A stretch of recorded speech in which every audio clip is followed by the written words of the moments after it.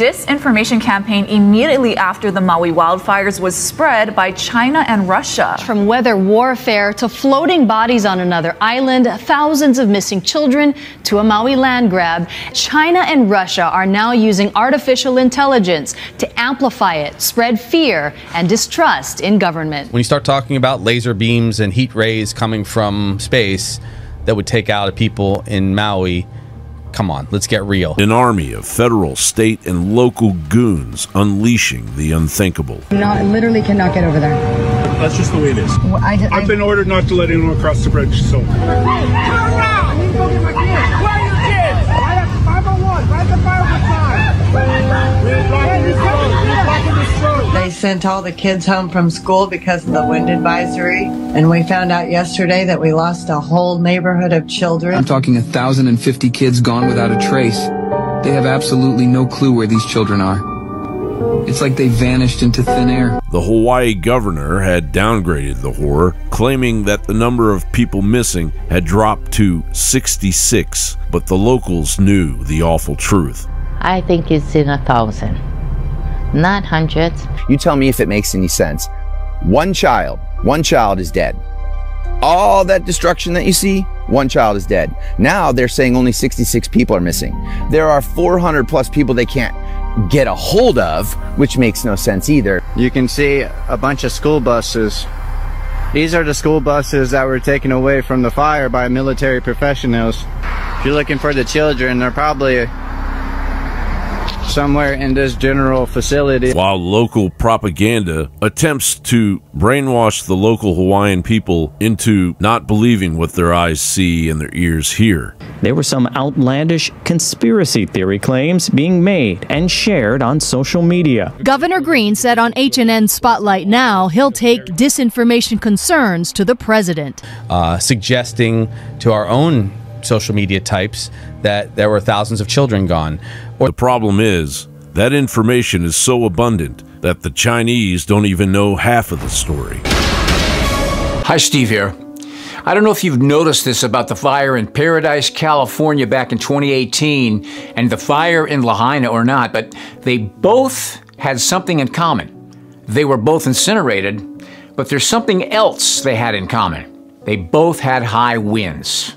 High winds. Recent numbers tell us that 88 people have died, 631 people are missing, and over 13,000 homes have been completely destroyed by the strange fire in Paradise, California. And more than half of this damage occurred within the first 4 hours. You said that your outbuildings and your house and the houses around you all started to burn at once. I know that all my stuff started to burn at once, and then my neighbor right across the street, dozens of fires sprang up all around me and below me without, you know, they're far in front of the fire line without any falling burning embers. Completely ignored by the mainstream media, the anomalous nature of this fire is being reported on by only a few independent journalists. In the trailer park, the steel frame foundations, only a foot off the ground, were all completely warped, bent, and mangled. Every car and truck was completely torched. Every single rubber tire was burned into oblivion, and all that remained was the steel belt system from within. The temperatures were hot enough to melt aluminum. They were hot enough to melt glass. And they were hot enough to decimate every single last thing inside the home, which makes these fires at least 3 times hotter than your average house fire. And yet some things were inexplicably untouched by the super intense heat. Pristine carports with torched automobiles beneath them, next to homes completely burned to ash. Plastic trash cans untouched. The firemen observed that plastics attached to metal completely melted, while plastics by themselves seemed to somehow survive what must have been extraordinary heat. They found an isolated, unattached electrical generator that was completely burned out, like the cars, but the surrounding area was untouched. They discovered a smart meter inside of an enclosed box that completely burned out from its own wiring. They suspect that it could have been the start of some of these fires. Other investigators are observing how guardrails have caught fire where the metal bolts connect to the wood. And many are wondering what type of fire ignites metals while sparing plastic and surrounding trees. The mountains surrounding the Paradise fires are riddled with anomalous scars, as if a laser beam scorched swaths of forest while leaving the rest untouched. It is indeed a terribly sordid mystery, and nothing comes but silence from official sources. There's power lines dropping left and right, like just going over. I was sitting there and I was watching houses, roofs, just getting torn apart, you know, piece after piece after piece just flying through the air and like, you know, kind of just in awe. So we're going up the road. As we're going, these people are yelling us, our house is on fire, our house is on fire. We're like, you gotta get out of here. You gotta go, you know. Sometimes when you're in a nightmare, you can tell yourself that, and then you wake up and you're like, yes, we're in a nightmare, and we weren't in a nightmare. It was very real.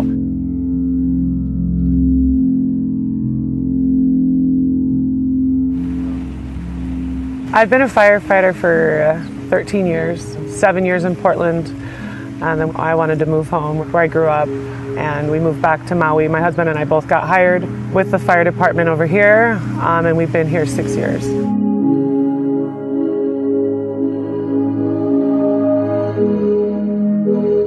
And we were sent out to relieve a crew that was on a brush fire that morning, that night. I'm not sure what time that started, but I do know that it was extinguished 100%. And we got called up there to change out with them at the location of that brush fire.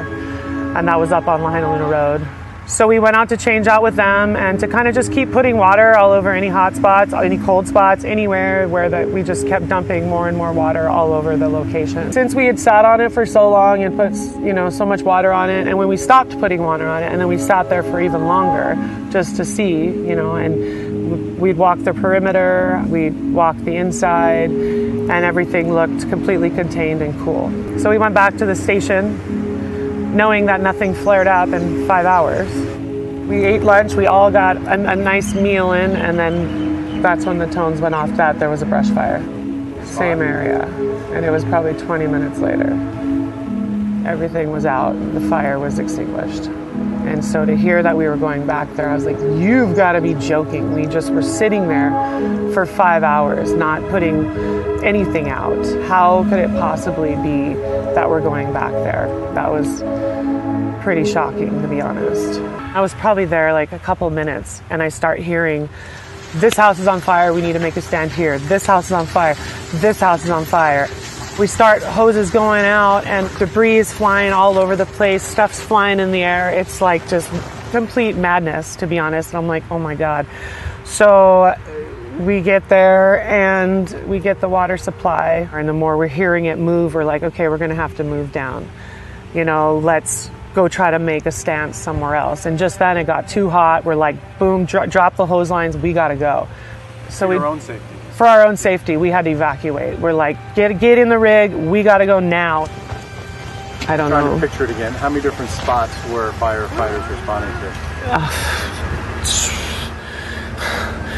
I have no idea. We all started at one, and then we all were just trying to jump to the next, to make a stance at the next, you know, block or the next location. So we're going up the road. As we're going, these people are yelling us, our house is on fire, our house is on fire. We're like, we have to go this way, I'm sorry. Like, it was just devastating. It's like, we need to make a stand over here if we want to save. Right now, it's just, how do we make it so that there's less damage, you know, so all this whole place doesn't burn. There were people just watering their houses down, and we're like, you got to get out of here. You got to go, you know, and people are running. People are getting out of their cars because there's down power lines and they can't get down.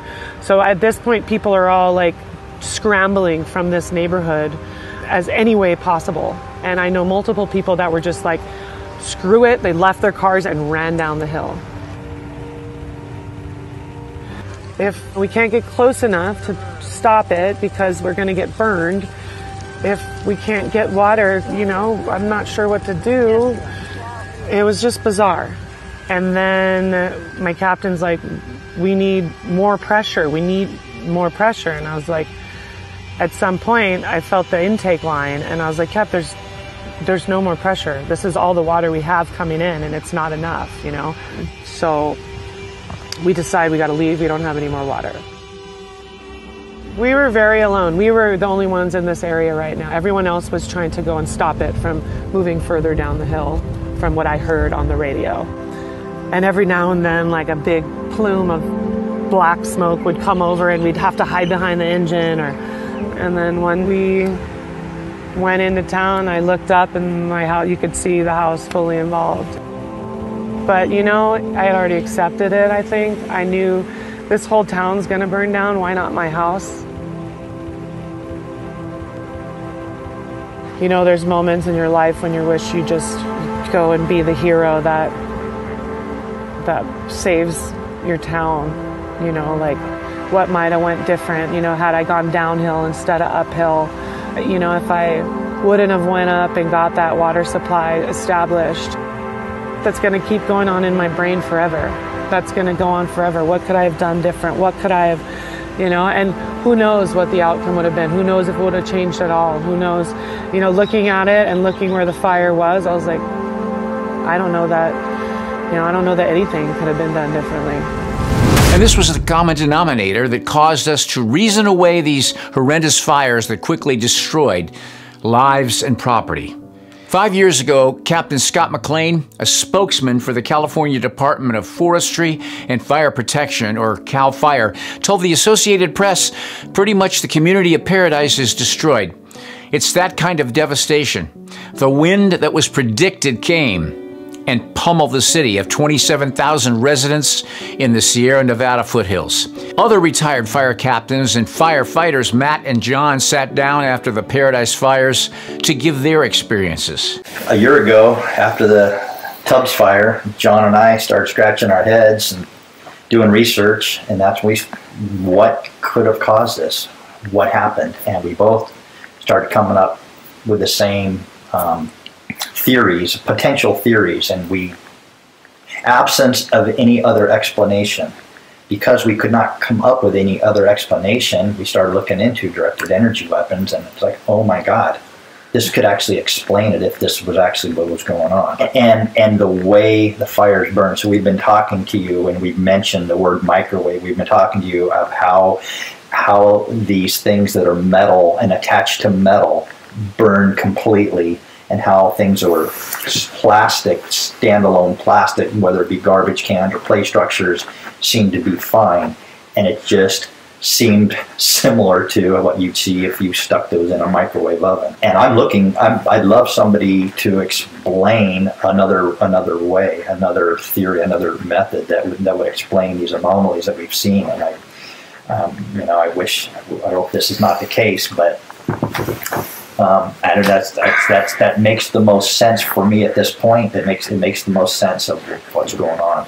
When I think of directed energy weapons, I think of lasers, laser technology, and the evidence is out there for anybody that wants to look, anybody that thinks this is a bunch of hocus pocus, that these things don't exist. The evidence is all over the internet. These companies give these elaborate presentations for their stockholders and show off their wares, and yeah, this is a laser weapon that we mounted to the nose of this airplane. I mean, the evidence is out there, so there's virtually no argument that they exist. Yeah, it exists. The military has it. It can be done from satellites, from drones, from airplanes, from helicopters, or it actually can be ground-based. So that all exists, and it's pinpoint accurate. It's pinpoint accuracy.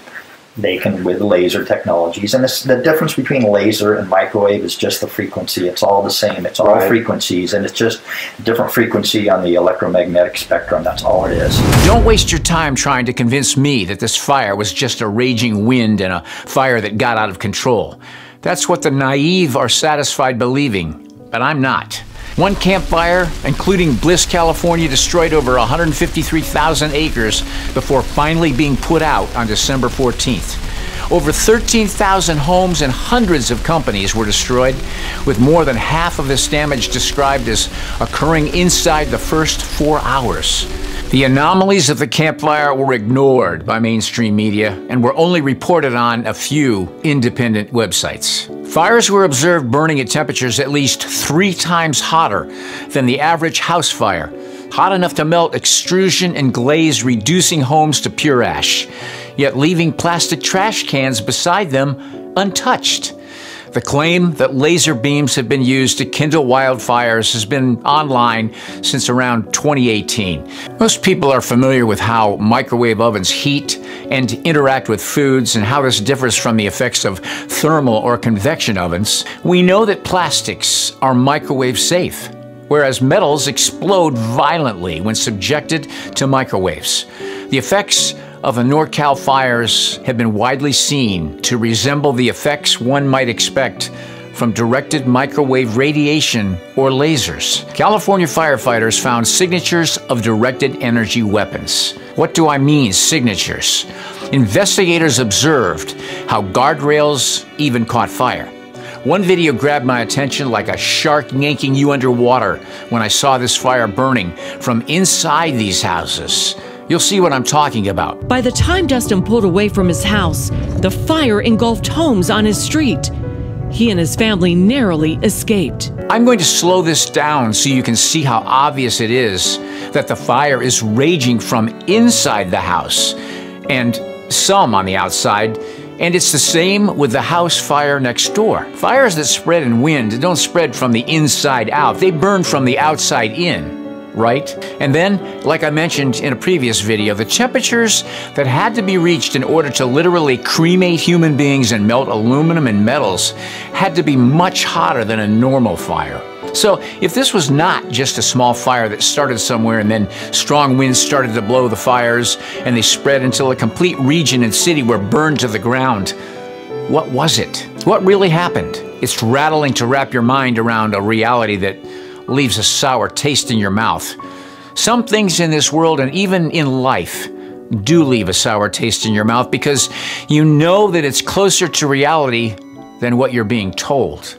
Lahaina was a peaceful town, but now forever marred by tragedy. Maui residents are finally being allowed back to their properties in Lahaina. It's been nearly 7 weeks since the Pagdilau family has walked around their hometown of Lahaina.